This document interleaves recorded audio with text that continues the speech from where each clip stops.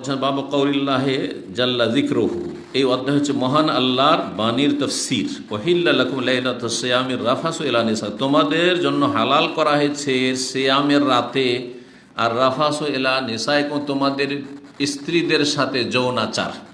Rufus যৌনাচার, যৌন আচরণ, সহবাস ইত্যাদি।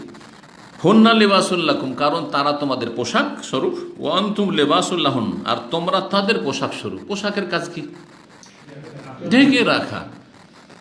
আপনি আপনার স্ত্রীর মানিজ্য ঢেকে রাখবেন, আর আপনার স্ত্রী আপনার মানিজ্য ঢেকে রাখবে। হ্যাঁ, আপনার চরিত্রহীনতা থেকে আপনাকে রক্ষা করবে, আর আপনি আপনার স্ত্রীকে চরিত্রহীনতা থেকে, পরকীয়া থেকে, হ্যাঁ, আর খারাপ আচরণ থেকে, পাপ থেকে রক্ষা করবেন। এই জন্য লেবাস বলা হয়েছে। লেবাস শরীরের সাথে কি হয়ে থাকে? অতপ্রত জড়িত।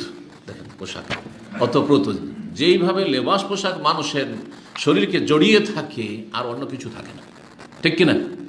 গেঞ্জি থেকে শুরু করে আর আন্ডারওয়্যার থেকে শুরু করে ধরেন, ওটা শরীরের সাথে লেগে আছে। ঠিক তেমনি এই সম্পর্কটা অনুধাবনের জন্য আপনার মধ্যে চেতনা যাতে সৃষ্টি হয় যে আমার সাথে আমার স্ত্রী সম্পর্ক ঠিক ওই রকমই যেমন আমার পোশাকের সম্পর্ক, অতপ্রতভাবে জড়িত।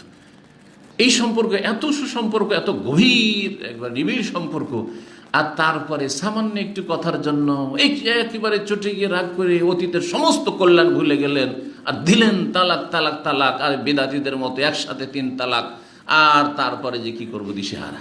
না, এটা মূর্খদের কাজ। আর তালাক যদি দিতে হয় ঠান্ডা মেজাজে আর অচল সুস্থ মস্তিষ্কে, না একে রাখলে আমার প্রাণ নাশের আশঙ্কা, বুঝতে পারছেন? বিশ্বাসঘাতক সে, প্রাণ নাশের আশঙ্কা, অবশ্যই তালাক দেবেন। তখন আমার বাপ মাকে মারধর করেছে, অবশ্যই রাখা যাবে না যদি সংশোধন না হয়। নামাজ পড়ে না, অবশ্যই রাখা যাবে না। শিরক কুফরি করে, মাজারপন্থী, অবশ্যই রাখা যাবে না। হয় সংশোধন সোজা হবে, আর না হইলে কিছুটা সময় নেন সোজা করার জন্য, আর তারপর না হয় মাসসালাম, বিদায়। কিন্তু সামান্য কিছু কথাতে, যেই সেই কথাতে, সাধারণ দুনিয়ার বিষয় ভুল ত্রুটি, আপনার মধ্যে ভুল ত্রুটি, তার মধ্যে ভুল ত্রুটি হতে পারে, কারোর মধ্যে কম, কারোর মধ্যে বেশি। আল্লাহ ছাড়া কোনো মানুষ ভুল ত্রুটি মুক্ত নেই। জি, আম্বিয়া রসুলগণের ভুল ত্রুটি ছোটখাটো হইতো, আল্লাহ সংশোধন করে দিতেন, কিন্তু আমাদের বড় বড় হইতে পারে।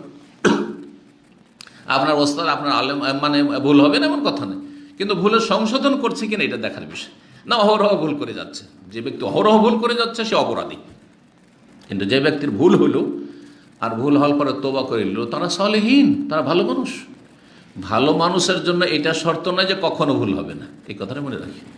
ভালো মানুষের দ্বারা কাবিরা গুনাহ কখনো হইতে পারে, কিন্তু এত অনুতপ্ত, লজ্জিত আর এত তাড়াতাড়ি তওবা করে, সাথে সাথে সংশোধন করে নেয়, ভেনিশ, আর কিচ্ছু নেই, সাফ হয়ে গেছে।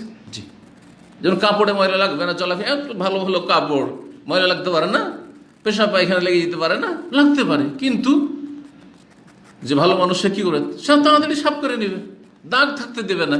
ঠিক ওই রকম আপনার আমার জীবনটা হইতে হবে। আল্লাহ যেন আমাদের তৌফিক দান করেন।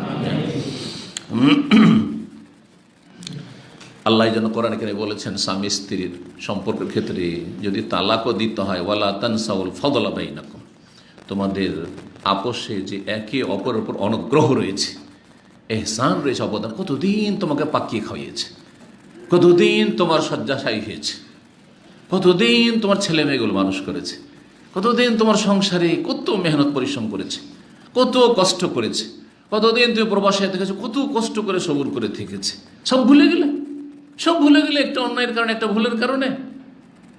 এইরকমই স্বামী কতদিন তোমাকে সুখে রাখার চেষ্টা করেছে, এখন ঋণী হয়ে গেছে, অথবা পারছে না, কাজকর্ম নেই, শরীর অচল হয়ে গেছে, দুর্বল হয়ে গেছে, বিছানা হয়ে গেছে, ভুলে গেলে না না এর কাছে থাকবো না। উভয়কে আল্লাহ বলছেন, স্বামীকে বলছেন আর স্ত্রীকে বলছেন, তোমরা একে অপরের ফজল, করম, অনুগ্রহ, অবদানকে ভুলে যেও না, উপেক্ষা করিও না। জি, নিমক হারাম হয়ে যেও না। আল্লাহ যেন আমাদেরকে তৌফিক দান করেন। আল্লাহ বলছেন কি, ওহিল্লা লাকুম লাইলাতাস সিয়ামি রাফাসু ইলা নিসাইকুম হুন্না লিবাসুল লাকুম আনতুম লিবাসুল লাহুন্না, এতটা তাফসীর করেছি। তারপরে বলছেন আলিমাল্লাহু, আল্লাহ জেনে নিয়েছেন, আন্নাকুম কুনতুম তাখতানুনা আনফুসাকুম, তোমরা ভিতর ভিতর খেয়ানত করে ফেলছো, ভিতর ভিতর খেয়ানত করে ফেলছো। এর আবার তফসির কি? এর তফসিরের জন্য জানতে হবে প্রেক্ষাপটটি বা পটভূমিকা, যেটাকে বলা হয় বাংলায়, ব্যাপারটা কি ছিল? ব্যাপারটাই ছিল, প্রথম যখন সিয়াম ফরজ হয়, রোজা ফরজ হয়, তখন ইফতারির পরে যতক্ষণ জেগে থাকবে ততক্ষণ পর্যন্ত পানাহার করতে পারে, আর ততক্ষণ স্ত্রী সহবাস করতে পারে। আর যদি ঘুম চলে আসে, ধরেন মাগরিব পরে ইফতারটা করেছেন আর মাগরিবটা পড়েছেন, আর তারপরে তখন চোখটা বন্ধ হয়ে গেছে, ঘুম চলে এসছে, তাহলে সারা রাত আর খাওয়া দাওয়া হারাম। ওই অবস্থাতে আপনাকে আবার আগামী দিনে কি করতে হবে? সিয়াম রাখতে হবে। আর সাহারিও খেতে পারবেন না, ঘুম চলে এসছে যেহেতু, আর আপনি স্ত্রীর কাছে যেতেও পারবেন না। যদি কেউ কেউ বলেছেন যে রমজানের রাতগুলিতে সহবাস মানে স্ত্রীর কাছে যাওয়াই হারাম ছিল, আগের উম্মতে যেমন ছিল, কঠোরতা ছিল ওই রকম, তো রাতে সহবাস হারাম, অথবা ঘুম চলে আসলে আর পানাহার, ঘুম চলে আসলে হারাস আর নয়। যতক্ষণ আপনি ইফতার করবেন, জেগে আছেন, খেলেন, বাস হয়ে গেল। তারপরে একটা ঘটনা এরকম ঘটে গেল, যে ঘটনার কথা সামনে আসছে, হাদিসে আছে, সুতরাং ওইটা এখনই বলছি না। এটা মাত্র কয়েকদিন হয়তো ছিল, আর তারপর আল্লাহ রাব্বুল কি করে দিলেন? হালকা করে দিলেন, যে রমজানের দিনে সহবাস করতে পারবে না, যৌনাচার করতে পারবে, কিন্তু রাতে পারবে। ঘুম যদি চলেও আসে তবু ওয়াকুলু ওয়াশরাবু, পানাহার করতে পারবে, হাত্তা ইয়াতাবায়ানা লাকুমুল খাইতুল আবিদ মিনাল খাইতিল আসওয়াদি মিনাল ফাজর, একবারে শুভ সাদেক পর্যন্ত। শুভ সাদেক, ফজরের শুভ্র রেখা উদ্ভাসিত হওয়া পর্যন্ত তোমার কি করতে পারবে? পানাহার করতে পারবে, যৌনাচার করতে পারবে। তো এইভাবে আল্লাহ হালকা করে দিলেন। এই যে প্রথম দিকে কয়েকদিন যে কঠোরতা ছিল, যে রাত্রে কোথাও মানে স্ত্রীর কাছে যেতেই পারবে না, কিন্তু কিছু কিছু সাহাবাই কেরামরা থামতে পারেন নাই। মানুষ নতুন বিয়ে করেছেন, অনেকে পুরাতন, তারপরও একদিন থাকতে পারবেন না হয়তো সহবাস ছাড়, এরকম আছে মানুষ। তো ভিতর ও সহবাস করে ফেলেছে, স্ত্রীর সাথে সহবাস করে ফেলেছে। কেউ জানতে পারেনি, শুধু স্বামী স্ত্রী জানে, আর কেউ জানে না। আল্লাহ আয়াত নাযিল করে দিলেন, দেখো মাফ করে দিলাম, কিন্তু তোমরা ভিতর কিন্তু খেয়ানত করেছো, ডুবে পানি খেয়ে নিয়েছো, জি এরকম কাজ করেছো। জি, তাই আল্লাহ বলছেন যে আলেম আল্লাহ, আল্লাহ জেনে নিয়েছেন কিন্তু, যে রাতের অন্ধকারে কি করেছো তোমরা। আন্নাকুম কুনতুম তাখতানুন আনফুসাকুম, তোমরা ভিতর কি করছিলে? খেয়ানত করছিলে। ফাতাবা আলাইকুম, কিন্তু আল্লাহ তোমাদের তওবা কবুল করে নিয়েছেন। সুবহানাল্লাহ, তওবা করেছেন, তাইলে বোঝা গেল যে ভুল করাটা অপরাধ নয়। সাহাবীরা এই কাজটা কি নেকির কাজ করেছিলেন?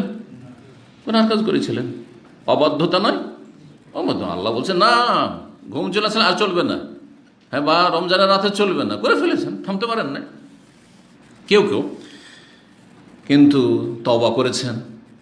তারপরে তওবা যদিও কাবিরা গুনাহের জন্য শর্ত, বা গুনাহের জন্য শর্ত কাবিরা, বিশেষ করে কাবিরা গুনাহ, অনেক সময় হয় কি, অনেক বেশি নেকি থাকলে তার মাধ্যমে গুনাহ মাফ হয়ে যায়। ছোট তো মাফ হয়, বড় অনেক সময় মাফ হয়ে যায়। যেমন অল্প যদি পেশাব থাকে, আর অনেক পানি, ধরেন 10 লিটার পানি, আর একটু পেশাব আছে, থাকবে নাকি? আবার ধুইতে হবে? হ্যাঁ, অতি সাফ হয়ে যাবে। একটু পেশাব পড়া আছে, দিলেন পানি বহিয়ে, তো ওখানে তো পেশাবটা তো মিক্সে আছে, যদিও 2-4-10 ফোঁটাই থাক না কেন, কিন্তু অল্প, আর ওইটাকে মুছারও কোনো প্রয়োজন নেই, শেষ। ঠিক ওই রকমই জি মানব জীবনটা, যত বেশি নেকি করবে গুনাহ সাফ হইতে থাকবে। জি, ইন্নাল হাসান ইউযহিবুস সাইয়্যাত। ফাতাবা আলাইকুম, আল্লাহ তোমাদের তওবা কবুল করেছেন। ওয়াফা আনকুম, তোমাদেরকে আল্লাহ ক্ষমা করে দিয়েছেন। ফাল আনা বাশিরহুন, এখন তোমাদের জন্য কঠিন হয়ে যাচ্ছিল, এটাও আল্লাহ জানছেন যে তোমাদের জন্য বরদাস্তের বাইরে হয়ে যাচ্ছিল, যে গোটা মাস স্ত্রীর সাথে সহবাস করবো না, কেমন দিনেও পারবো না, রাতেও পারবো না, তো মহা মুশকিল।